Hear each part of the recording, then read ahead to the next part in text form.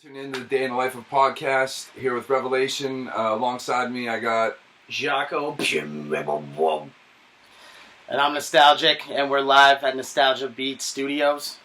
I want to give a couple shout outs to the sponsors or people that are tuning in right now.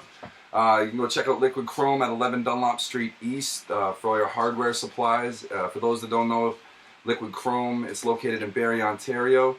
It's basically a 3-floor hardware store for all your smoking needs. They got wraps, they got tobacco pipes, they got whatever you need. Go see Jay, go see Yuri, go see Eric, go see all the people down there. They'll hook you up. Also want to shout out real quick to Nightlife Photography and Rod Thompson. Dude did a photo shoot with me a little while ago, and really professional, proper pictures. He's looking good. We'll have a link to all these people on the bottom of the screen when you guys view this.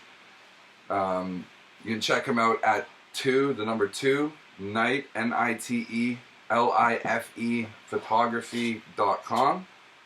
He'll hook you up big time when it comes to pictures. Also want to give a quick shout out to Say. He's my tattoo artist. You can check him out on Instagram at Tattoos by Say. On Facebook, Say V, like the letter V. Hit him up. He does dope work. All my shit from my arm to my elbow, that's all Say. And last but not least, I just want to shout out Keegan Christie at KC Sounds. If you guys need recording done in the Barrie area, not in the Midland area, if you need it done in the Barrie area, hit up Keegan Christie or KC Sound on Facebook. You guys got any shout outs? I got a couple shout outs. Shouting out Alja from Shawanaga First Nation, produces some hella beats for me. Six Element out in India, he's my boy, and P.O. Dub up in North Bay. Shout outs, boys. I want to make a few shout outs as well. Shout out to my homie Sawyer Blade. Dude's been holding down with me for 12 years, making beats for me. He got me started out. Some of the first beats I rapped over were his. And obviously shout out to the Sinister Syndicate, Forsaken Child. Let's go. Sweet. So, this is our first podcast, and basically we're going to be touching on inspiration and like what inspires people in general. We're all hip-hop artists, but I mean anybody watching, I'm sure something inspires you to do what you do. This last weekend was what, June 19th and 20th, yeah. All three of us partook in an event called Proving Grounds, which was held in Barrie. And I don't know, you guys want to talk a bit about it? Yeah, no, it was an awesome show. We all did our own solo sets. We all had to move tickets, had supporters out, and it was a great time. Huge energy, all the 705 artists, and I can't say it couldn't have came out any better. And shout out to Drop Daniels, the guy who put it all together. Sure. You got anything to say on Proving Ground? Yeah, I was hella tired for one. I don't think anybody noticed, but I had to work all day. I worked like 8 hours. By the time I got down there, I was in the car for an hour or so. But my set came out pretty clean. I was actually pretty happy with the result. It was actually almost 10 months to the day that I had my first show with Proving Ground. So how many shows have you done now? 6. So was your 6th show? Yeah. No doubt. What was the first show that you ever did? Do you remember? The first show I ever did, it wasn't really the first time I ever performed was at a party. But the first time I ever performed on stage like that was actually Proving Ground. So and that was 8 months ago? 10 months ago. Okay, my bad. And what about you? How many shows have you done? I'd have to say I'm up into the range of about 30 shows. I started off with some smaller local shows in Parry Sound. Moved my way up after a few years. Things got serious, and I linked up with Drop Daniels actually for Proving Ground way back about a year ago over that, and ever since it's just been fucking killing them. No doubt. What made you want to do your first show? Like, what inspired you to get in front of all those people? Because I mean, you talk to a lot of people, and they're like, I could never do what you do, because I mean, getting in front of people's half the battle, right? Yeah, for sure. I think once you get over, I'm sure everybody that's performed live, that first show, it can be pretty nerve-wracking. You don't really know what to expect. I mean, I know myself, I was writing for probably 10 years, at least 10 years, 10 or 11 years before I did my first live show. I'd only been recording music for half that time and not even any good quality stuff up until, the last 3 years. But that first show, it's unlike anything. You can be a monster in the booth and just your pen game can be insane. But when you get on that stage, it's a completely different ballgame.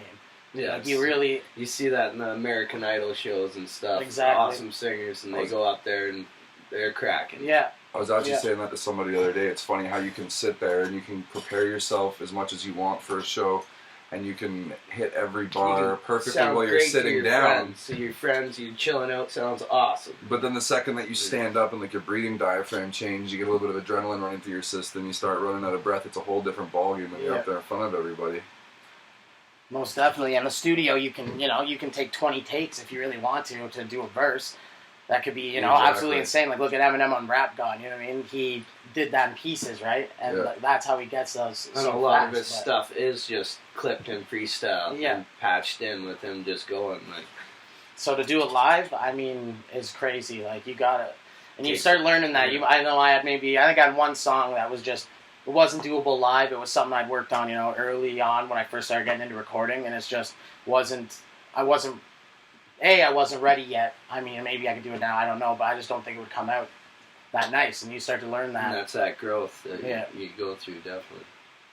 What was your first show? Do you remember it? Yeah, my first show basically was a little local show. It was a battle show. And my first show, I paid $20 to perform at it. It went to a local friendship center and school music program, so that's totally worth the cause. But I did a song, which was the first beat I ever made. No mastering, no mixing, pure sounds. Just sounded like shit, I imagine. Did a beatbox battle, a freestyle battle, and a beatbox performance all in one night on my first show, because I just love doing everything. So that's fucking what I'm about. I don't turn down to a challenge. So no doubt. My first time in front of people was actually in the grade 12 talent show at my high school, and I'll never forget it. I was doing a song that I kept rehearsing over and over and over, and at lunchtime, because it was third period buyout, a bunch of the kids went to the dollar store because they were right downtown. Yeah. And they bought a bunch of like shitty women's underwear. So like a bunch of these dudes that I knew were like standing front row trying to fuck me up. Just rock star, getting all these panties at me. No stains, at least, but... I remembered I was wearing a Mecca jersey. Do you remember Mecca? Oh, yeah. A Mecca jersey. Just like Exco. Yeah. And I was wearing an upside-down NBA headband. Like the sweatbands? Yeah. On a crook. Exactly. Yeah. Or you had two of them going the opposite way, or fucking you had one like under. You didn't have the belly. No. That actually, that reminds me. Same thing. High school. Me and two other buddies did a beatbox performance. Whole gym. It had to be at least 400 or 500 people, and we came second. And that's kind of where I got my first live performance. You know what? I've actually remembered something. This is crazy. This is mad embarrassing. I can't believe I'm going to say this. But the first time I actually performed to people, I didn't count this in before just because I was thinking hip hop. But the first time I actually ever performed, I was lip syncing to NSYNC back in grade 3. Oh, talent show, elementary school. There you go. I did I don't know what the hell I was doing. I was like 8 or 9 years old. I tried to do the moonwalk, I think, at one point. It was so, like, at the time I thought I was so cool, but looking back, man, like, you had more balls than boots on too. It hurts to think about it. But I used to wear those headbands because I was a big fat dude, so I was just trying to keep sweat out of my eyes half the time. I was a big chubby kid too, and actually I played trombone in jazz band in grade 9. And we went around touring, and I was the worst trombone player. I wasn't paying enough attention to school and practicing. Now I got to practice all my fucking rhymes, get them on point. Did you play an instrument? I played guitar, but speaking of being overweight, it's funny that you guys say I used to be overweight. I didn't gain weight till later in life. Like, I kind of the opposite thing, right? But yeah, for sure. It's like but all the hottest chicks that you see in high school. A couple years later. Yeah, shit changes, man. Like when you're just sitting there around fucking eating again. My first musical instrument was actually a guitar. My dad plays guitar. He's played it since long before I was born, and so he kind of tried to push me into it at a young age. I had my first lesson probably when I was about grade 5 or grade 6. It was more classical approach to guitar playing. I kind of got out of it for a few years. I got back into it later, but I mean, my passion was always with hip hop since I was probably about 13 years old. I always listened to it. Like, probably starting at 6, 7 years old, I was like what was popular. Being a little kid. What's the first actual hip hop song or album that you really got into? The first album I really got into was the Chronic 2001. Like, the whole album. Like, just it was crazy. Like, it is crazy thinking like, you know, a 10-year-old kid. Like, looking back, I didn't understand half the lyrics. Version? No, I managed to scoop the parental advisory. I think that parental advisory sticker on there or whatever, the label just looks, it's so much more badass, especially when you're a kid. You rather have it. You'd fucking steal it to get it. Okay, hold up. We're going back a second. You didn't play any brass instruments? Just the guitar? No, like no school brass. band? No school band. And you said you were trombone. Trombone, that must be where I get that bass. I was going to say, do you think that adds to like some of the power behind like having to blow into like it definitely does. I wish I had the breathing techniques I had back then. So I remember I played the baritone. Gets a little harder as you get older there. Yeah, travel a couple of roads and things get a little more difficult. But as I was saying, what was the first group or music that you really got into that was hip-hop? I took a really fucked up route into hip-hop. Oh man. Well, let's hear it. I was big into like rapcore groups at first, like Papa Roach, Limp Bizkit, POD. Nothing wrong with that. That kind of shit. And then I made the transition from that over to like Insane Clown Posse, because in high school I had to fit in because I was fat, so I was always have to be quick and witty and funny, so I could relate to a lot of like the humor that they were talking about. And then from that, I found Twisted, which was under the same Psychopathic Records, and they were a little bit more lyrical, and they had a little bit more music behind them. Yeah, a little more composition. And then I started finding, like, from them, they featured, like, 3-6 Mafia, and they started featuring... So I started listening to 3-6 Mafia, and then, I don't know, I found Big L. Actually, it's funny, when I was in high school, this dude named Kevin, he gave me all of his XXL magazines and all of his Source magazines. He, like, one day just decided he wasn't going to listen to hip-hop anymore. And he gave me all of his classic albums, all of his XXL, and all of his Source magazines. And I studied those things for years. Years and years and years. The old ones where that had, like, the quotables, the 5 mics in the Source. Like, reading all the articles from, like, probably 97, like right after Tupac died and Biggie died, till like probably 2004, and then like every issue in that time I had. So it covered everything, like Eminem coming out, it covered the Dr. Dre rebirth, it covered Exhibit's couple albums, it covered everything. So first hip hop album that I actually bought though, like I don't know if I can answer that, but I know that I bought Big L, the Bigger Pictures album, at least 5 times. I've had to replace it 5 times. Yeah, so. definitely. What about you? What was yours? Well, actually, going back to you saying NSYNC and stuff, I grew up with my sister and cousins that were girls, and I knew all that music. But then my older brother, thank God, bought me a Beastie Boys Greatest Hits analogy, and nice. I listened to the shit out of that, knew all the words, learned how to rap from that. So shout out to the Beastie Boys. Doing it big for white guys since back before Eminem. Yeah, for sure. Yeah, it's funny because I actually remember like vividly like the first time I saw the video for Intergalactic with the robot shit. That shit was just and that fucking that beat was just so funky. You know what I mean? Like there's nothing like it. No, for sure. Different. Mm-hmm. But then going through that whole time period when Much Music actually was playing music on TV. Yeah, back in the day. Yeah, you have old days. Where there was actual mainstream acts that were actually like it's almost like underground. And you know what I mean? Like the VJs were more entertaining than like the shows that are on today. Today. It's all reality TV now and shit. But I mean, in that time period, Chocolare came out with those big tunes like Rubbin', Let's Ride. Shout out to Chocolare, met him and opened for him. What up? Awesome guy. So all over the world. Yeah, that song like is just like Skyline was another dope legendary Toronto song. Yeah. And, like, there's a bunch of good artists that came out at that time, and because of the CanCon, like the CanCon laws, which mean you get to play so much Canadian content within the amount of material you play in general. Yeah.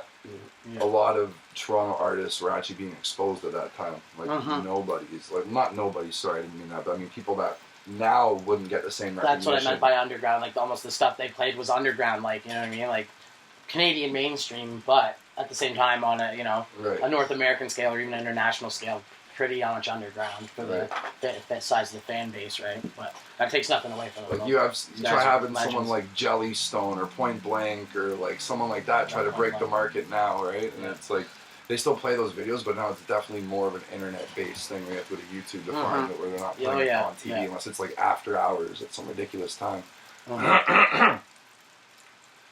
So what did you actually answer what made you want to do your first show? Well, basically where it all started for me was I was making sounds, mimicking sounds. I heard Rozelle and a lot of my buddies beatbox back in the day. I had a couple years on me, a little older generation, so they grew up with all that hip-hop, Biz Markie and the roots and everything. And then I was annoying the hell out of my teachers, my classmates. I'm friggin' 13, 12 years old in class, ADHD. That's all I was doing, and then eventually it started sounding good. Doing back trail friggin' high school battles, doing freestyle sessions with my buddies, and getting all my buddies to rap, and they don't even rap. They're rapping sheep with friggin' something else, and just having a good time. It was all about having fun when it started, right? So yeah, it's funny because I remember I didn't start writing rap right at first. That's not how I started rapping. I would, about the same age as you when you started beatboxing, I'd be like, that's when I started getting drunk, and I'd get, you know, blackout drunk and freestyle, and I'm pretty damn sure when I first started out, I wasn't even rhyming, but I just kept doing it. Eventually I started doing it when I was sober. It got to the point where I could, you know, freestyle multi-syllable rhymes, things that I always thought, oh, if it's multi-syllable, it's written. That's what I thought when I was like, you know, 14 years old. And it's the same skills in life. You got to get through that breaking your shell and being able to look through someone's exterior and actually connect with them. And half of freestyling is just getting over the nervousness to actually do it in front of people. Yeah. Once you don't give a fuck, everything just comes to you. And don't get me wrong, I heard that I sucked doing everything I did for years. So you can't listen to it. You got to just do what you love and know why you do it. So yeah, it's not gonna happen overnight. You know, like I know I didn't. My rhymes were terrible at first, like back when I was like, you know, 14 and 15 and stuff. Like I still think my rhymes are terrible. I still write terrible rhymes and I write a verse 3 times, but if you all take the time to do that, they're like, his rhymes are terrible. Yeah. Shout out to the haters. Yeah. Thanks for tuning in. Motivation. Just to see our mugs. Yeah. So what makes you continue to want to do music now? I mean, how long have you said you've been doing it for, we'll say roughly a year? Like seriously, like performing. Yeah, performing and everything, the whole thing. Yeah, for about a year now. What made me want to do it is it's just a passion. Like it's all I want to do. I come home from work. Like I work 8 hours a day, sometimes 10 hours a day, and I come home and the first thing I do is hop on my computer. I start making beats. I start writing. It's just it's in me. That's all. That's the only way I can describe it. Mm-hmm. It's a part of me. Mm-hmm. So it's just like second nature at this point to want to progress. You know what I mean? Like you can only sit in your basement for so long. You know what I mean? With no equipment and just trying to do the bare minimum as a hobby. But I mean, I take this hobby seriously for sure. Like it's more than a hobby. No, at this and point. definitely you've proven that you're here to really do it. And the things I hear you do and see you do, it just pushes me that much harder. Same with the older guys that have brought us into the scene, and we come in fresh off the gates. No one knows us, and we take our time. We practice our stuff and we deliver, and to see that love back from people when they could just shun you out and make it harder for you, it's awesome to see that support. Mm-hmm. How long have you been doing that? Basically, so like on a concert circuit. Yep, basically professionally, that I'd consider myself same, little longer, about a year and a half. Maybe 2 years with some other shows that were actually put together pretty well, and every time I get on stage, I'm a different person. I'm naturally shy and anxious, and I can block that all out and focus and just have fun up there, and that's why I do it. First show that I remember professionally doing, other than the talent show, I think was 2007 with Drop. It was my first show, the Big Motherfucker, and it was the same, Not the same. Don't get offended, bro. It's almost the same idea as Proving Ground, whereas there was so many. I think there was 15 to 20 artists. Yep. Multiple live acts. But it was recorded as a live event for the first time in history. Which a lot of rock bands will only do their recordings live. And yeah, there's a lot of unplugged albums and live albums for sure. You get a real feel from that, definitely. So that was the first like real big show that I did from that. Like that was in front of people that weren't like in a bio at school or something. How nervous were you? The first time? I was nervous. I'm not going to front like I wasn't, but I mean, at that point in history, I had 2 other guys on stage with me, right? So it was kind of... you felt a little more comfortable. Yeah, like the weight was spread out between the 3 of us. And you probably, like, if you know people that are in the crowd, it really changes. Like, if you walk into a place and you know no one, you know none of the artists, it's that much harder to go in there and do it right. I will say that about having a group. The one good thing about having like a group or a unit you work with is everybody that comes to the table brings a different little bit of fan base. Yeah, exactly. You know what I mean? Like, not all the time people that rap together grew up, spent every day together, have the same friends. And it's nice to have that. And usually you'll be the certain ones out of all your friends that are kind of the similar and click out of that. Like, yeah. Exactly. So what makes you still want to do it? Like, what makes you still want to continue? I really just that's how I love spending my time. I love interacting with the different people. I love touring around the world. Like, I didn't get around much as a kid. I maybe went to Quebec when I was a teenager, went snowboarding and stuff. But like, I'd love to go around the world and to do it while I'm having fun would be the main thing. Like, having to do something, well, not having to do, but doing something that doesn't get treated like a job, where you wake up every day and just want to do it. You get paid for your passion. Exactly. And like, it's still work. There's so much work involved, and it's the same thing if you're not at a job where you don't like what you do. Like, why are you there? It's for the money. Well, it's crazy because if you look at it, I know there's a quote and it says if you don't have something like 8 hours a day where to yourself, you are a slave. And it's like, you know, minimum wage is just ain't enough. The price of food's gone up so much over the years and everything like that. And it's just, you know, it makes it hard to pursue a music career when you have to work a 9 to 5. Or like me, I work in a kitchen, so I know you do too. The hours are messed up. How do you pursue that without that funding, without that work? Exactly. And not only that, after you put in a full day, you get home and then have to find the power or the inspiration to want to do something. You're tired. Yeah. It's draining. You can practice your stuff in your head all day, and by the time you get home, you just don't have it in you. Like, yeah. I think what drives me to continue to do music is, I mean, after doing it for so many years and seeing so many different walks of life that come to the culture to enjoy like a common purpose, whether it's just blowing off steam on a Friday after a long work week or actually involving yourself in the movement. Like, there's people that come out every show that aren't a part of anything. They just want to support the culture. No, exactly. You know what I mean? Shout out to all those people. I see people that come to shows by themselves, and I see them at every show, and they're there by themselves. They don't even have people with them that want to attend it with them, but they're still there showing the support. Like, I mean, like, our voice is a very powerful tool, and I mean, a lot of things throughout history have been accomplished through just our words.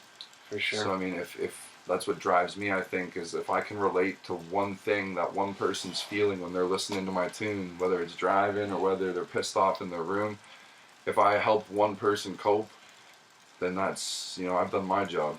For sure. The same as going, like, you know, watch a movie on Netflix. You know, you want to watch a horror movie, you want to watch a comedy, get yourself out of that. It's the same as like when I go pick out a record. You know, if I had a bad day and angry day, I'm gonna put on some Necro because I want to punch someone's face in. You just had a breakup. You're watching a romance movie. Exactly right. Fuck that love song on the radio. I don't need to hear that. Yeah. No, it's fine. Like, I definitely agree with that.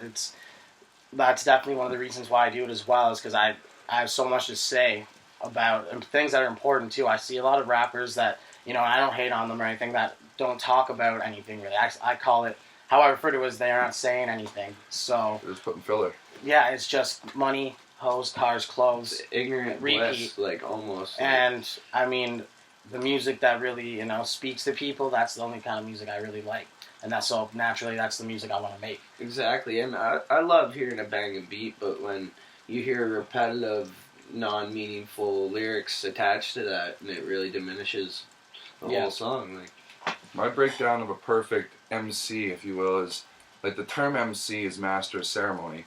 So I think half of it is how you can persuade the crowd with how powerful your words actually are. exactly. And I think the other half of it is not only saying what everyone else is saying, but saying it differently. But hip hop is actually rooted in the struggle. You know what I mean? So it's like, whether it's like the struggle to not have money, And the your struggle own to beat struggle. depression, Your the own struggle, not someone else's struggle. the struggle not to fall into the temptation of women, like whatever your struggle Like, may be.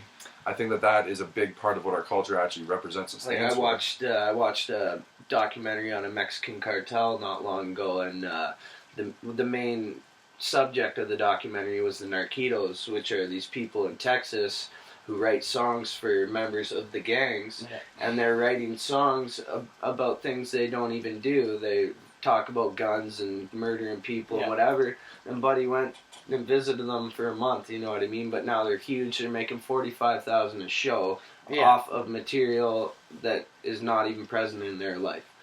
How does that make sense? See, the way I look at it is, like, I have a few rhymes that are, you know, like, they're obviously not true. I might have, one bar the odd time where, I'm going to stab someone in the throat and they rip out their vocal cords and do something crazy. And that's your battle rap. That's entertainment, you know what I mean? That's goes back to the mood you're when feeling. when I'm not trying to sell it as fact. Exactly. Even if I say it in a serious voice, whatever, if it's a punchline, if it's wordplay, there's a reason I'm doing it. But when it's just gun bar after gun bar with nothing there besides guns, and when you don't use them, it gets kind of, cheesy almost. Exactly. No, I hear It's that. funny you were talking about music as a tool with the Mexican cartel. There's a story that like not a lot of people actually do realize. You can Google this. It's fuck. Do you remember Chumbawamba? Yeah. Tub Thumpin'? Yeah. Remember that old school song? Yeah. If you actually do the research on that song, that group is actually a political party from Australia.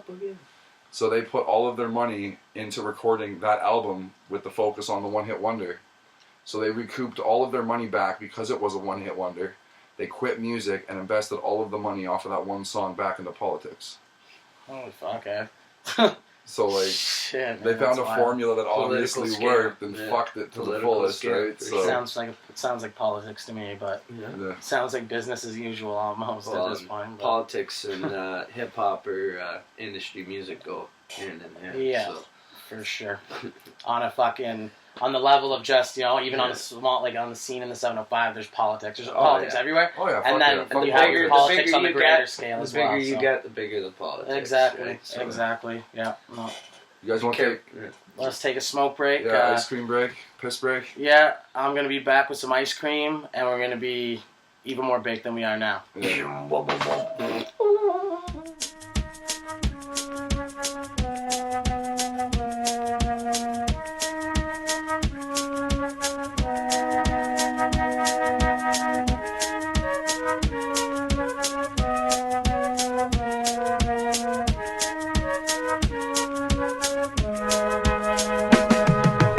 B-E-E-R-S at the name, motorhome where the life was stay with 3.5, I'm finna start my day, gotta preach more lines and then I mark my page. And lately Jakey going crazy, local, maybe somebody can save me, no joke baby, turning back around in a slow-mo, let me see you drop it to the ground with a low blow. A no-show is something that I'm not, apologize if I'm late, I got carried away, forgot a lot of people in a small town, got them peeping on my wall now, it's a freaking weekend, can we fall down? We all out, we all bounce to the rhythm and we all proud, call out Murphy cause I'm missing Mr. Wisdom with the funny hat, kid flip, let me back, not your name, I don't know, here's your money bunny rabbit. I love this town, get me so high and then let me back down, I saw pretty lights and everything else, my city pretty nice. I love this town, get me so high and then let me back down, I saw pretty lights and everything else, my city pretty tight. So welcome to the party, relax, and when you get too messed up, yeah, we call you a cab, we finna let loose, and I bet you it's the best too, in the restroom, smoking blunts, having sex.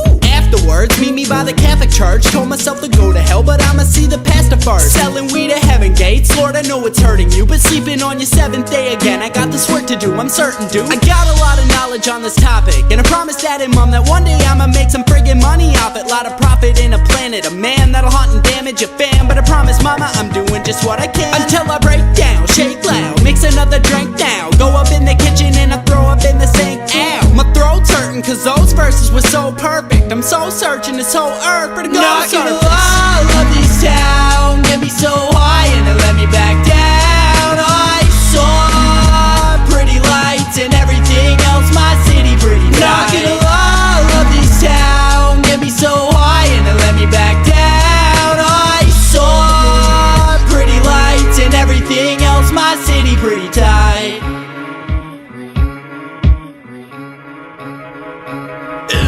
Giving them more, shutting doors closed like it's Cinema 4. I'm finna kill it, of course. I spill a bit at the course up on my shirt, but I don't care. Homie chillin', fit me on the bill and think I don't swear. To every parent that intend and get embarrassed, I'ma rhyme about whatever, you ain't even understand it. Got a milli on my mind and no pay stub. Catch me acting silly all the time, I gotta take some. Say what? It's all new to me. Who would've thought that I'd be rapping underneath the Aqua Theater up at Coochie Ching? It's pretty wicked, I'll admit it. Intermission, I'ma get myself a water, take a seat and eat a biscuit, take a piss and get a ride home. Get in my zone, messages be messing up my mother effing iPhone. It's the hometown homie, it's the what, it's the hometown homie, it's the what, knocking the wall of this town, get me so high and then let me back down. I saw pretty lights and everything else, my city pretty tight. Knocking the wall of this town, get me so high and then let me back down. I saw pretty lights and everything else, my city pretty tight. Yo, it's Jake Beers. You guys just heard Hometown Homies. I'm working on a bunch of shit right now. High as shit. I got a mixtape coming out. My life's pretty boring, not gonna lie. Enrolled in school for some shit. That's pretty cool. But yeah, you're tuned into Day in the Life podcast. Keep in touch, motherfuckers. Peace out, brown bottle. We're back from our break, Day in the Life of podcast. Briefly before we left, we were touching on politics. Didn't get too much into it, but I mean, politics, whatever you do, whether it's music or just even at your office, at work, fucking, even with your friends, I mean, there's politics involved in everything. I'm not necessarily talking about, like, political elections and shit. I mean, like, if you talk to one person or if you're involved in one group or clique, I mean, someone else will view that as a negative thing. I mean, it's all about how people view you and how you come across to other people because of who you associate yourself with. And, I mean, hip-hop's supposed to be about unity, and, like, bringing cultures together, right? Started in the house parties, friggin' with everyone getting together. How can we cut these beats? How can we have a good time? What can we bounce off each other? And now it's all a competition. It's all, a lot of it's ego driven, and Yeah. To a certain extent, I think it should be, though, because, I mean, hip-hop comes from that. And that's business as well, and everything is a business in its purest form, and It's funny because you're saying, like, when you talk about ego in music, like, there is a certain, it's not a genre, but it's a type of rap, and it's braggadocio, right? That's basically bragging about yourself. Yeah. That's all ego. And I mean, I know a lot of rappers that are insecure, and insecurity in the music industry, it can kill you, right? Obviously, you don't want to be so confident that you don't see your flaws, you know what I mean? Over clouds of criticisms you could receive. Now, do you think that affects people? How maybe their insecurity makes them brag and boast a little bit more and talk a little bit more shit because they're really insecure inside, or they actually are at that level where they believe that they're that superior? And definitely everyone's not the same, but you get those same people that you see even in life that are just over the top with everything, and it really, how can you stand to work with someone like that or develop with someone like that? There's no teamwork involved in it, usually. I've seen some people, as a form of insecurity, actually respond negatively to constructive criticism, as though people are hating on them, when in reality they're actually trying to help them. And I think that's also another form of insecurity I see somewhat often. I've seen it definitely a few times, and yeah, it's definitely not a good thing. I think that's a big thing, though. It's actually, quote unquote, killing our culture. Is that, you know, everybody's given a hall pass these days. Nobody steps up to the plate. The older dudes that have been doing it for like years or whatever, and they say, you know, you really need to work on this, you really need to work on that, where everyone's just quick to be like, oh, you killed your set, you did a good job. Yeah. Exactly. And, like, there's so many yes men, like, even if you send your music to friends, and I always want to hear what I could do better. I don't want to hear, yeah, that was sick. Like, that's good to hear, but then right after that, tell me what I could do better. I'm always down to hear that myself, so... Yeah, no, I definitely hear you. So, like, switching topics, not so much music-based anymore. Summer is upon us. This guy with this fucking yogurt here, frozen yogurt. Shout out Chapman's. It's not really yogurt, there's chunks of brownie in here. This is, like, the most unhealthy yogurt you can get, so shout outs to Chapman's. Fucking, alright, switching gears. Summer's upon us. Any big plans, show-wise, outdoor-wise, anything you want to accomplish in the nicer months this year? Well, you know, usually I'm 7 days a week out on the water every day as a fisherman. There we go. Oh, you're just going to leave it back? Yeah. Oh, fuck. Yeah, usually I'm out on the water 7 days a week as a fisherman. Like, that was awesome. It was my getaway, and now I kind of got to a point where I had to choose between my time with music and dedicating my life to another career, and I'm at a young age, it's do or die now, just like most of my friends want to go out and hit electric dreams or digital dreams or electronic festivals and go party because they're losing that time. Like, I'm going to lose my time with music if I don't do it now. When does it come, like, I've found myself going over this in my head a lot recently because of the amount of workload that I've taken on with music. When I first got into music, I told myself that it was going to be a hobby until it went somewhere. But at what point do you make that conscious decision to turn it from a hobby into a job and then switch gears with responsibility, like, for lack of better terms? No, and that was a hard step for me because I'm basically was in line to own a business and was a deckhand in my dad's business for 10 years and ran the deck as a deck boss for another 4 with guys that were all 40 years old and older, and I seen that as a younger guy, even older guys trying to listen to me and like to step into this other industry. It was hard to approach older artists and to try and even, hey, do you want to work with me? Because I would rather wait till they have the respect to come to me. And again, going back to the hall pass thing. Exactly, right? But then I've seen a lot of love from everyone I've worked with, but on the other hand, I've seen people get hated on hard because they came out and made a joke of themselves. Yeah. But it's funny because a lot of rappers too, you'll see, like we touched on earlier, they talk a big game, but then when they get constructive criticism, don't know how to take it. Exactly, they don't know how to take it. So I mean, I don't know if it's the same in all genres or all industries, but I mean, at least in ours, that plays back into the politics extreme. too. It's extreme. Yeah. So what did we answer that? What are we doing this summer? Yeah, what are you up to this summer? Well, this summer I've got a battle July 17th, and like you said, that's downtown Barrie, Sure. Fivefold. First actual rap battle. First actual rap battle. I've been watching battle rap since I was about 13 years old. It was actually Smack DVD, I believe, was the first one I ever saw. Then I got kind of into Scribble Jam, which was like the actual pure freestyling. Then I got into the World Rap Championships, the Source and Immaculate, that kind of stuff. Like I watched those guys religiously for years. I was a big Cassidy fan. But and then obviously I fucking moved up to Grind Time, King of the Dot. Like I was shit progressive, followed along with it. So I've been into it for a long time. I've written battle bars probably for almost the whole time I've been writing, just putting them away. Yeah, that's where I started too. Yeah, some get used in songs as braggadocio, as we were talking about. That's another form, like battling is braggadocio, right? So some of those bars got used for that. Some I just got rid of because they were early on. They weren't that great. But I've been pretty much preparing for this moment for years, so to speak. Even though all the bars I wrote are brand new, so. Good. Excited to hear them. That's when? June? July 17th. July Yeah. 17th. Other than that, though, Barrie. like you said, I'm working like crazy. I work in the kitchen like you do, so you know how it is. But yeah, my free time, I have to choose it wisely. So, but yeah, as for outdoor stuff, I love fishing. So I've been fishing since I was like probably 2 years old or even younger. So Bunch of fishermen in the oh room. yeah, And we're gonna do some outdoor photo shoots. we're gonna be fishing for this sure. summer. Some photo shoots outdoors too. Yeah. Gotta hit those good spots up. So. No doubt.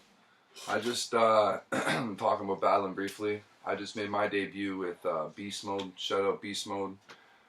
Wheezy, what up? All the Beast Mode cats, what up? Just waiting for the release on that. It was me and the homie JR. We had a good battle. Went 3 rounds. Excited for the release on that. Can't wait. Yeah, I got a beatbox battle video coming out versus Chris Campos out of Aurelia. He's been in Canadian Beatbox Championships, works with Beatbox Canada. A huge shout out to him for accepting the battle. It was promo, but he did his thing and his experience showed, and I gave him the battle regardless. But stoked to see the video coming out soon too. And Sweet. And then as far as summer plans, I don't know. Like I'm big into portaging and in the outdoors. I visit Algonquin Provincial Park like at least, I don't know, 2 or 3 times a summer. I try to. Work in the kitchen, it's hard to get away, especially when you have such a heavy responsibility to make sure everything's Exactly. always. And that's the balance when we're trying to do a job to support our life. Now we have this investment of our music business on top of that, and then to find time to unwind. Even as fun as music is, it's still work. Now, once you put yourself in the position to make it work, right? Yeah. Anyone that's watching this, if you're interested, me and a couple dudes, that Algonquin trip I was just talking about, July 11th. It's mad cheap. It's like $11 a night, Friday to Sunday type thing we're doing. You can inbox me if you want to come along. Always have a good time. It took 8 people there last year. 6 of them didn't have any experience, and they all left wanting to go again. They made it out alive. Yeah, made it out alive. You might hear a little bit of beatbox and rapping, like maybe bring a guitar out too, whatever. So It's funny, but would you consider yourself more like city folk or like country people? That's like, the thing. Somewhere in between, I think. somewhere a comfortable balance. Yeah. We're small town kids, but we didn't necessarily grow up doing all the more dirt biking and things other kids do. I think we were more indoors doing video games and music. I was a doing lot drugs. too. Well, lots of drugs actually. You know, When I was a kids kid. don't do For a long drugs. time. No. You learn a weed. lot. Don't do drugs. You learn a lot in your days. Weed's medicinal these days, so if you got your green card, Weed's not a drug. toke up. I think I was the complete opposite though, really. I was like, when I was a kid, I was always trying to find excuses to go fishing or be in the bush or like get away from people. And you grew up in Barrie, right? Or No, in actually, towns? no. I grew up. Don't hate. I grew up in Angus actually. Yeah. Until I was like maybe 13 or 14, and then I moved into Barrie right before I went to high school. Definitely, and we grew up on the water with trees around us, and like I said, from 14, I was working on my dad's commercial fishing boat, so being outdoors all day doing that, it's hard to want to go even jump on a boat and go cruise around. Do you guys like camping, or is it something that you just would do if someone asked you? I enjoy camping myself. I love camping, man. It's quiet. But It's is your idea of camping like drive your car, open your door, put your tent up right there, or is it like get away from everybody? No. Usually it's boating to it's a journey. beach and you're canoeing up Taking a a lake. journey Or, for sure. Yeah. Yeah, I'm the same way. Get far away from people as possible. Yeah. no cell phone service. No electronics. No fuck off. Hunt your food. Yeah. No. Provincial parks have a little bit of a rule where you can't do that. I can flay No alcohol either. I can flay a perch boneless in 23 seconds. You want to 23 see seconds. that? We're gonna have Check to my get a video of Facebook that out. posted. Jac-O on Facebook, Knostalgik on Facebook, Revelation on Actually, Facebook. the fish video will be right here. Yeah, Right we'll put it now. on the bottom. Yeah. Yeah. Why don't we throw that little fillet in right now? Yeah. Bobby Filet. Yeah. Rap alias right there for you. How do you think that affects the way people view you? Not view you, but I mean like hip hop in general is a very urban culture where it's very, I don't know, for lack of better terms, maybe noisy, spray paint. Exactly, and I think streetcars, subways, like, you know what I mean, like very busy. That's what I get, right? Oh, but then there's the definitely. comfortable balance of like going back to our roots and experiencing complete solace, like away from everything. There's a lot of city life attached behind the hip hop image, and that's the thing. Like me, I came out as a beatboxing fisherman. Like, yeah, that's pretty hard. I don't know what you think, but I think I was the only fisherman bumping my own songs out on Georgian Bay, so I can live with that. For sure, man. So when it's like when it's not summer, like what do you guys, other than hip hop music, what do you guys find yourself doing other than working? Like what's like an interest of yours? Way too much video games. Video games? Yeah, You're stuck to them? Yo, nothing wrong It's with that. stupid. I don't know. It's a world of video games these days. Grandma's playing them for you. Yeah, for sure. I like playing with like 10-year-old kids. Call of Duty. It's like I feel weird, man. You can't get rid of those little kids on Call of Duty. No, they try and friend me and shit. It's just like, get the fuck out of here. I ain't being your new daddy. It's funny, I actually met a cool dude. He's I think he's like 18 or 19. He's from Michigan. Been talking to him since I was playing Black Ops 2. We started talking online. Funniest fucking kid. Never met him in person. Added him on Facebook. Always likes my shit. Shout out to Bailey. But yeah, video games. Met a couple cool people from around the world doing that. I know a buddy of mine, Brett. He plays games all the time. He talks to people in England. He talks to people fucking all over Europe. Just playing these video games. It's a good way to connect to people. For sure, it's crazy. There's like, I remember having like dozens of people I never met in real life, but they're like, I could call them friends just from playing video games. Like, you make connections all over the fucking place. I'm playing with people from like South Africa. Yeah, and people are so open and will say anything to you because they don't think twice about it. But sometimes when anybody can say whatever they want, some Exactly. fucking crazy shit gets said. It fucking blows my mind how when we were kids, just like Facebook, you go. Yeah. The only option you really had was to like go outside, run next door, knock on your neighbor's door, be like, "You want to come out and do something?" Is Billy allowed to play? Yeah. It's evolved from that where now when we're sitting in the comfort of our own home, we can talk to people literally all over the world. The way the internet and things have connected us, whether it's music, whether it's electronics. And now, like how you're saying that, there's so much information available, but people get stuck on Facebook for 8 hours when back in the day, if you had an interest, you had to go to the library. You go find a book, you read about it. It force you to go out and research that thing and then sit there and focus on it. Now you pop up a little clip from, this volcano just happened and wherever, and you scroll through it, you breeze a couple of things while someone's messaging you. And that's what you're paying attention to is your other message. Like, there's a fucking problem when they have addiction clinics for Facebook and Candy Crush and other mobile apps.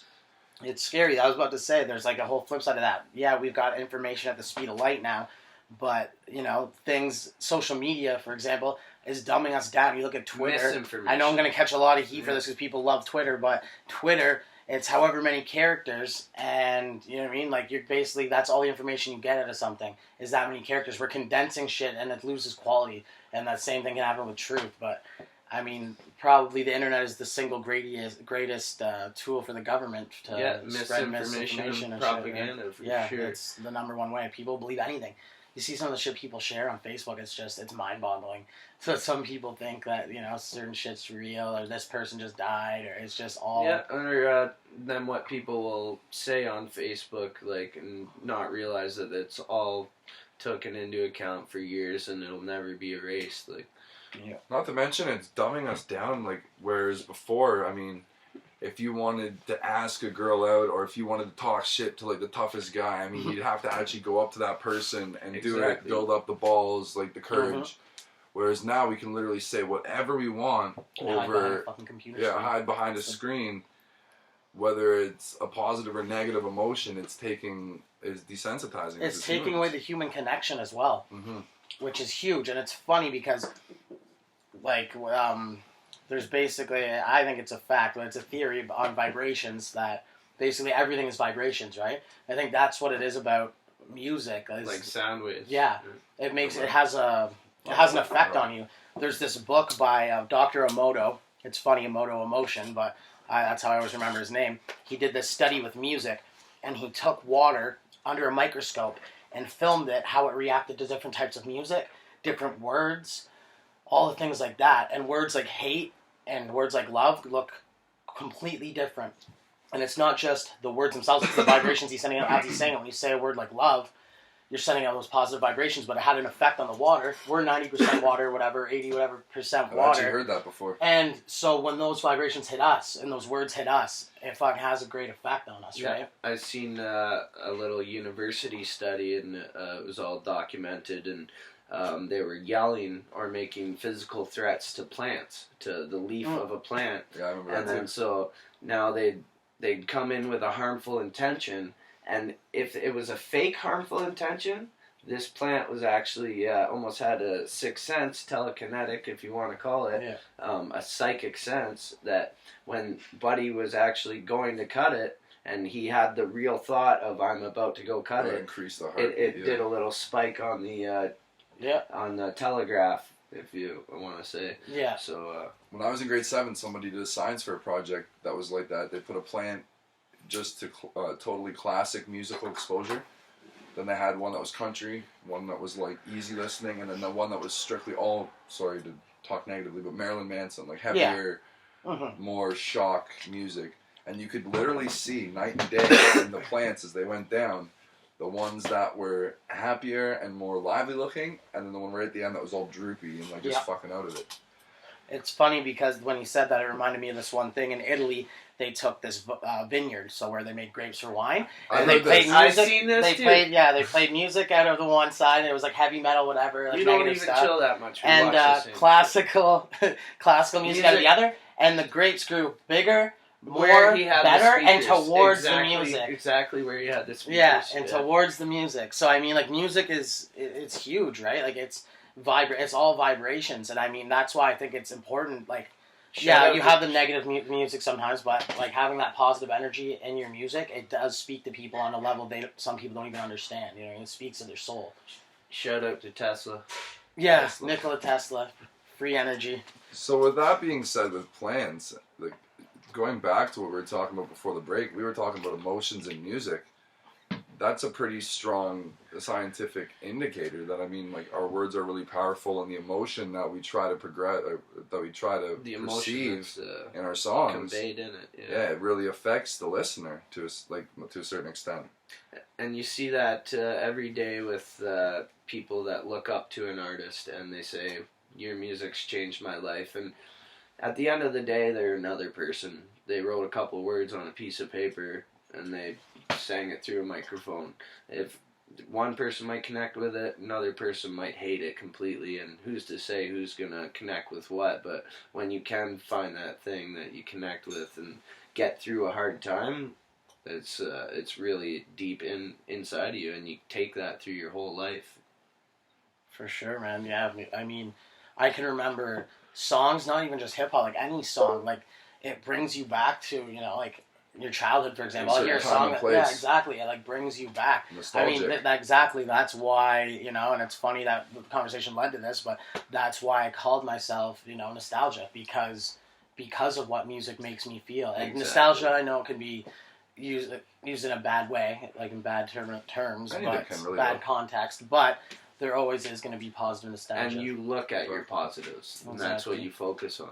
And that's the most important thing in life is, I used to worry about my faults and my problems way too much, and I let it overcome what I could do. And once you look at what you can do besides what's holding you back, that's when you can really push yourself. Do you have a song that you could think of off the top of your head that like brings you back to somewhere like instantly? Man. Like for me, I don't know if you're familiar with it, but like in the late 90s there was a song by a group called Next, Too Close. It was like an R&B singing song. Ooh, you're dancing real close. That song, every time I hear it, I don't know why, it brings me back to bowling. Bowling. Yeah, every time that I was ever bowling throughout my lifetime, that song seemed to be on the radio. And like, I don't know if it was coincidence, but I always seemed to find myself doing better when that song came on. I don't know why. That's just one example I can think of off the top of my head. Like, a song or a memory that brings me back to somewhere. Yeah, no, I hear you. Like, actually, this is funny because, like, I was on YouTube the other day, and I was going through my history to find a song that I used to listen to 3 years ago. I forgot the name, and like just by looking through the history of my YouTube, I could pinpoint where I was listening to that song. So that's how like where much you were mentally, or where you were like location. Where I was physically and mentally as well. Okay. And yeah, exactly. I was at this person's house. Oh, I was living here. Oh, this is what I was doing. And to be able to instantly remember where I was just from this video and a list, that obviously connected with me on another level, not just on a small level. So. No doubt. Yeah, I mean, I couldn't probably even pick one song to tell you. I mean, there's so many. Like, it's crazy. Almost every song like holds that, like any song that you really truly love. Like, every song of my teenage years, it'd probably be In the Club. In the Club, yeah, In the Club. That was a big summer jam right there. So. Or Ja Rule, Between Me and You. Oh, That brings me back to the first. Yeah, that brings me back to the first year of high school, grade 9. Yeah. Oh, Shake That Ass, fucking. Eminem. Or back that ass up, fucking. Ice Cube. Yeah. You can do it. Put your Hello. ass into it. Hello by Ice Cube off the fucking Peace and War. Yeah. Fucking. The whole the West Side Connection album. Okay, no, man. We were coming back from Yeah. we were coming back from a show in Barrie. It was I can't remember if it was it was Ad Lib. And my buddy was giving us a ride, and me and my friend Sawyer Blade, shout out to him.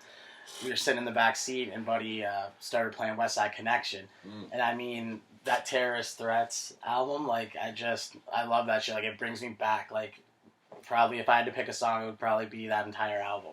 Yeah. Like that. Now that you mentioned it, like that was huge for me, man. Like we listened to that shit every day for months and months on end. What's the first hip hop or just live concert you actually went to?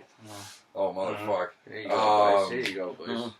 Okay, shit. I'm not gonna count the friggin' Britney Spears NSYNC cover band I seen when I was 8. Bullshit. I don't count that. It counts. I don't remember Cut what that. it was. Fuck, I don't remember what the Shout out actual to event Rose. was called, but My sister. I thanks. seen 50 Cent and Jay-Z at the Molson Amphitheater. Oh shit. It was one of the most ridiculous shows I ever seen. Jay-Z, his backdrop was a whole military like boot camp. Yeah. And he Camel had, and everything.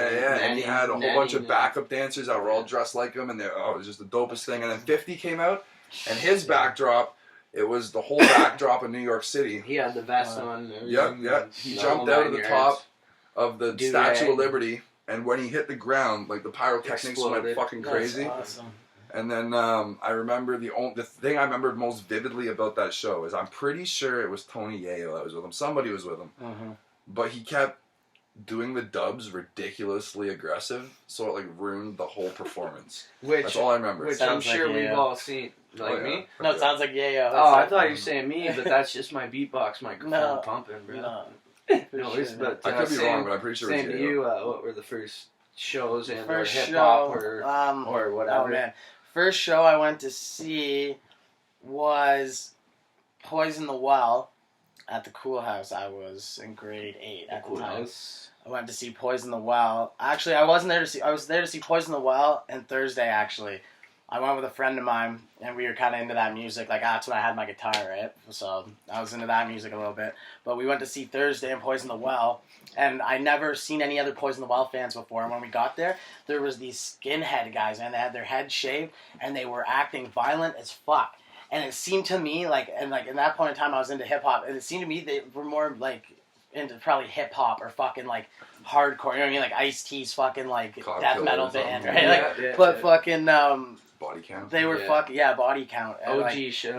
they eventually all got thrown out before Poison the Well even came on. They were throwing beers at the bands before Poison the Well.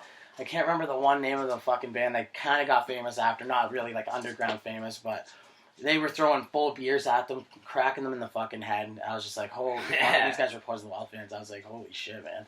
Like, this music It's is hard out there hardcore, I guess. for musicians. But the first hip hop show I ever saw was, which one was it? Method Man, I think, and one of the only ones I seen where I wasn't performing really, Yeah. because I didn't really. There's a stretch in time I didn't go out to any concerts for a I little hear while, you. for like a few years. What's the farthest you've traveled to go to a concert? Any genre, it doesn't matter. Toronto. Toronto, so Yeah. 2 hours from where you live. Yeah. I remember like when the big CKY Bam Margera Jackass thing first started, and the band Him came out, that Finnish goth metal band. Yeah. They did their first American tour, and I remember me and my buddy Eric, his dad drove me, him, and his girlfriend down from Barrie all the way to Pittsburgh. Was the first place we seen. No, Chicago. We seen them in Chicago the first time, and then we seen them that same year in Pittsburgh. And that was the farthest I've been. So 8 hours through one time zone to see a rock band. Craziest experience of my life. Like the States is fuck. Yeah. Like in a good way. I mean, like, I've been there. No, I haven't been there since I was a kid. They don't have plum sauce. We got plum sauce with Boss. Mossberg. Yeah. Shout out to Ryan. Forsaken. Freedom fries and freedom toast. Jesus Christ, trying to confuse a motherfucker. Yeah, on that subject, I brought up funny story. I always had lots of buddies that were religiously, a lot of punk friends that would religiously go to concerts. No Effects, the friggin' what's the one in the fucking Warped Tour. Warped I Tour, was yeah. gonna say I had a bunch I of don't friends. wanna be wrong. I had a bunch of friends going to the Warped Tour, and always got to go to concerts. But I didn't have the means or the transportation. My mom, single mother, she couldn't take me to concerts, and she had work and life to deal with. And then later on in my teenage years, my 3rd anniversary with my girlfriend, we went to Down with Webster at the Key to Bala.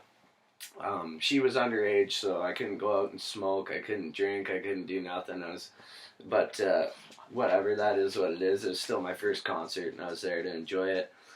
KO opened for. Oh, he's dope. I seen him last year, or 2 years ago at Wakestock. He opened for Down with Webster, Real and humble guy. I remember seeing him come out with his guitar and rapping along with Did he have it. a live drummer? He had I believe he had a drummer too, and like I That dude's remember so fucking talented. recording him and taking pictures and going like, I didn't even know who this guy was. He was just the opener, and he blew me away before the DWD even I think got it's from on. Ottawa.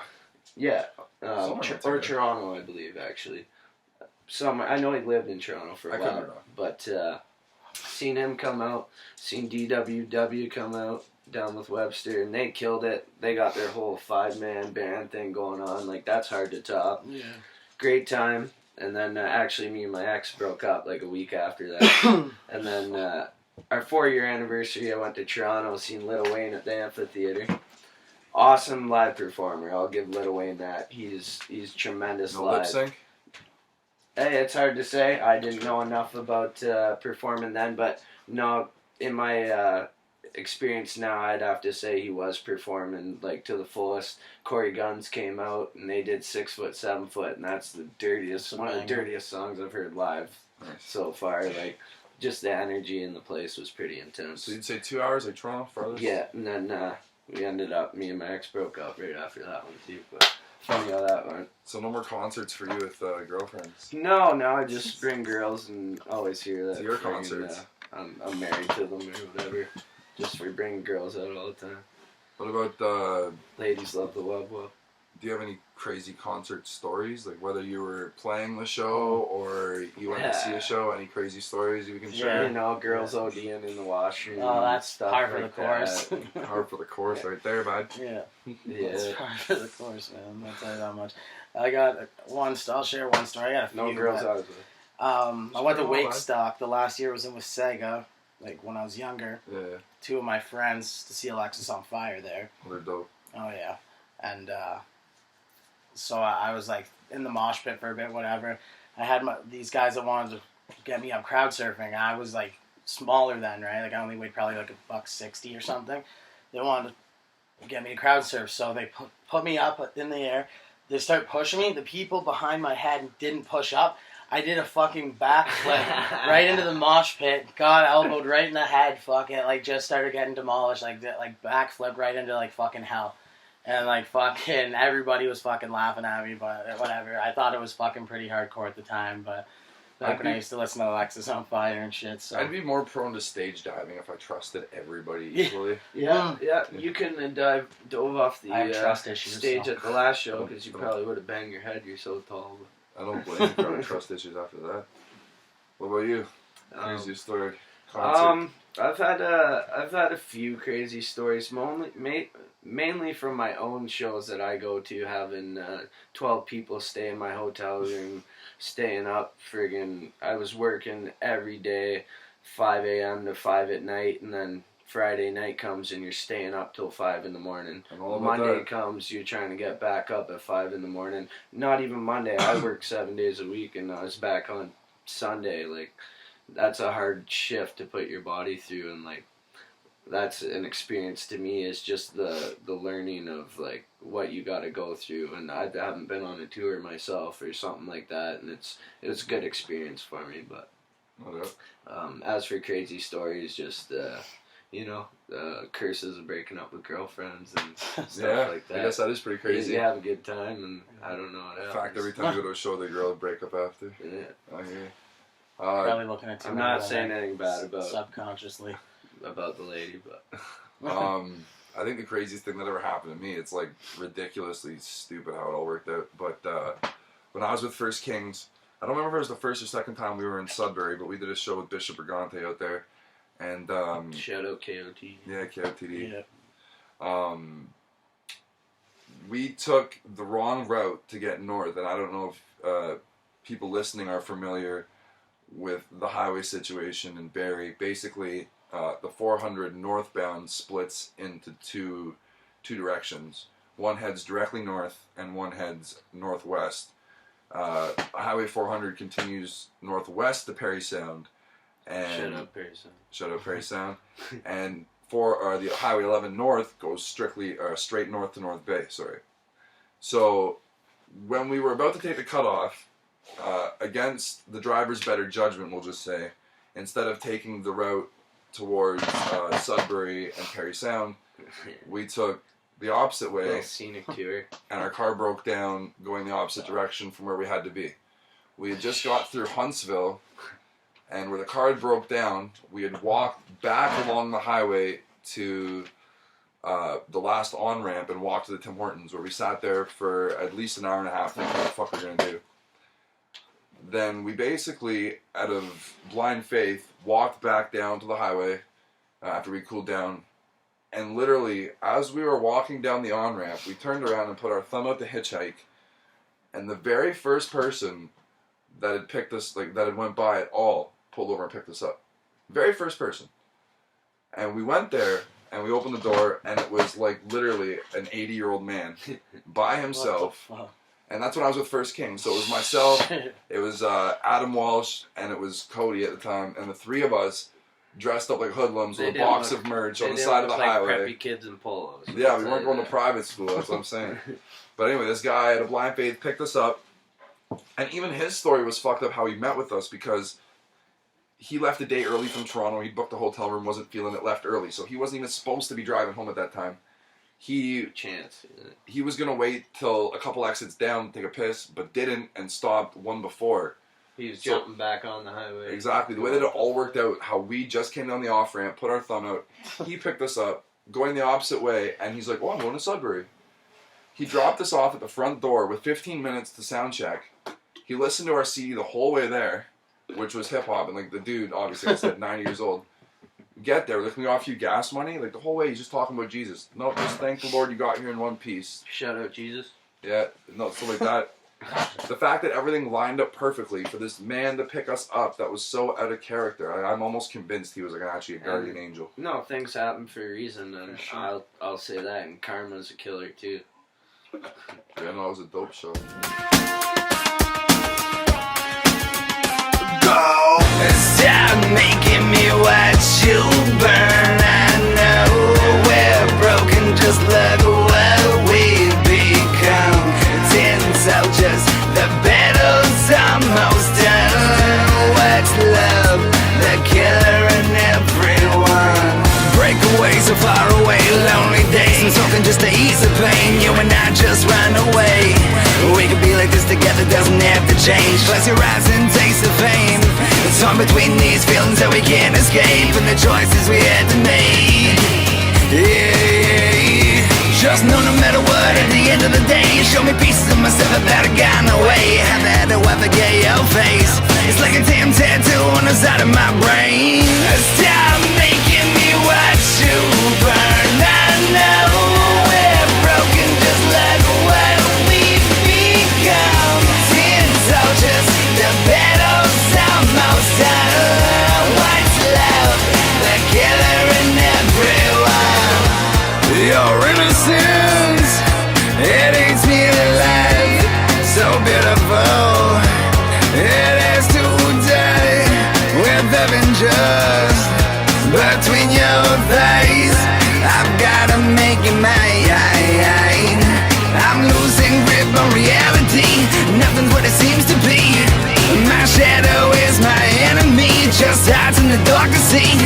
I scream into the mirror, what you want from me? Let's just play a game, a little make-believe. Pretend like it's fine and everything was a dream.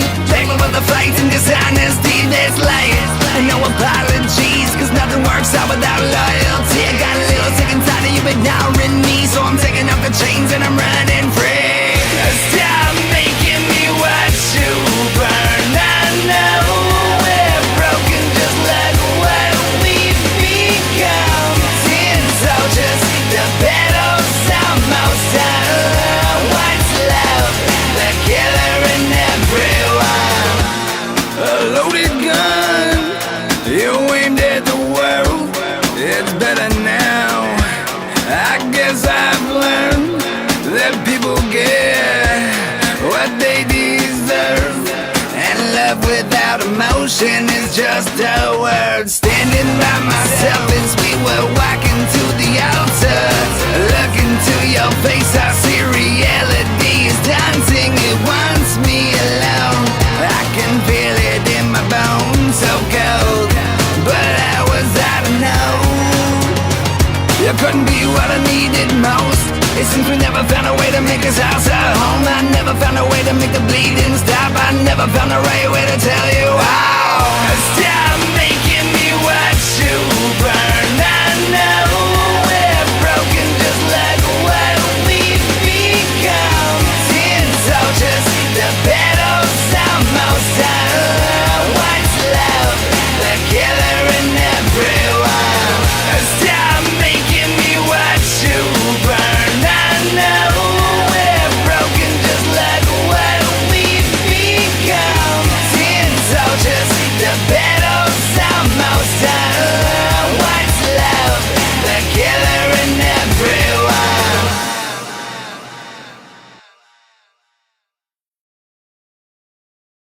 This is the Dirty Doc. You just checked out my song, What's Love. I got a new album coming out July 4th called Return of the Horseman. Stay tuned into the Day in the Life of podcast. All right, we're back. Day in the Life of podcast. We're just closing off our thoughts here. In closing, we just want to thank all the contributors who's gotten behind this. At the end of the video, all of the sponsors and links and all that shit will flash up at the back. Shout out to everybody who's getting behind the podcast, all of our family, our friends, our supporters of our music. You know, things will start to get better as every podcast progresses. It's a work in progress. I mean, lighting will be better. Topic matter. I mean, we're going to have a Facebook page. Add us up. Topic suggestions, guest suggestions, anything, input, output, everything. Hit us up online. The link will be flashed at the bottom of the screen. I just want to give a quick shout out to everybody that's going through some shit right now. Mental health, you know, is a big issue that a lot of people are dealing with. So, I mean, we all got to be strong for each other. You know, it's all about unity and building people up instead of hating and tearing everyone down. So, for this episode, it's been Revelation, Jac-O, And Nostalgic. Day in the Life of signing off.